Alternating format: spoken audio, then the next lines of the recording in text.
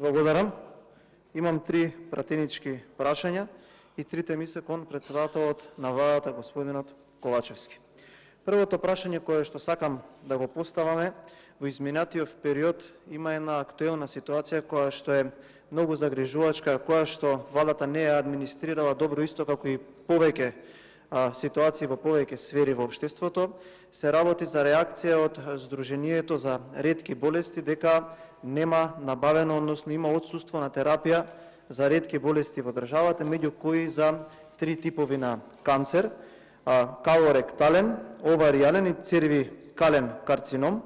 И помеѓу другото, за овие типови на болести и овие типови на карцином во државата има отсуство на терапија, заради тоа што Агенцијава за лекови доцни со тендерот, а по истата реакција на истото Сдружение за ретки болести, овој тендер доцни заради тоа што треба да го добие една фирма од Турција, која што, замислете, се регистрирала во држава во 2020 година, и ова Сдружение стравува дека на ваков начин може да се направи паралелен увоз на лекови, со кој што ќе се внесат лекови кои што нема да одговорат на перформансите и потребите на овие пациенти.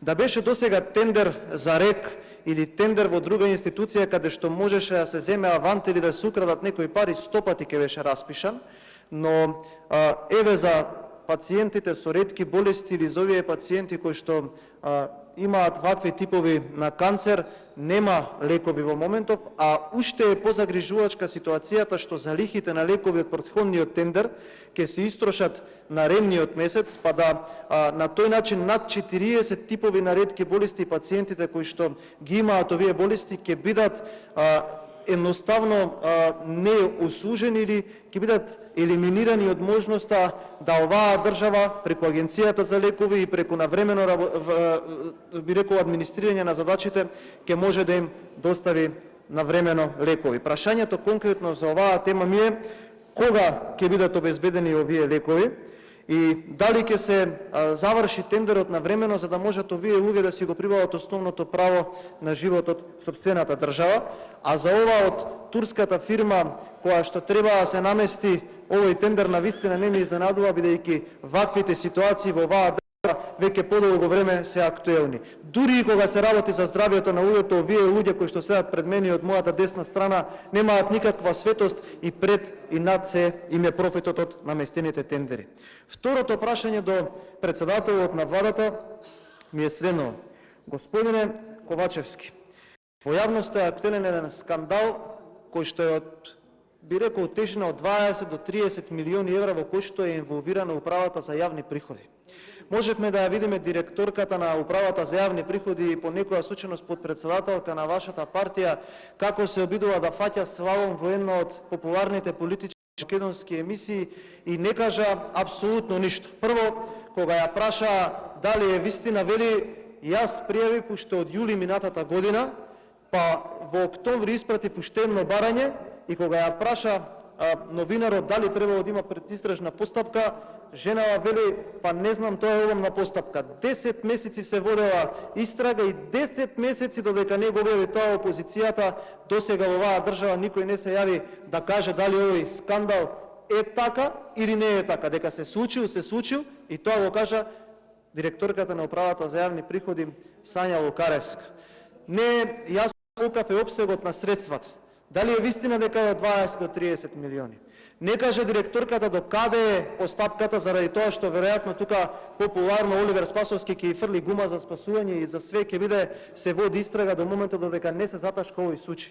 И најсериозното прашање што не го одговори почитуваната директорка е: дали во овој случај има инволвирани од власта? Моето конкретно прашање, почитуван премиер, е следно: дали поради вмешаност на функционери од ДУИ и СДСМ, од кои меѓу другото и актуелни пратеници, се обидовте да го заташкате овој скандал под превезот дека се води истрага?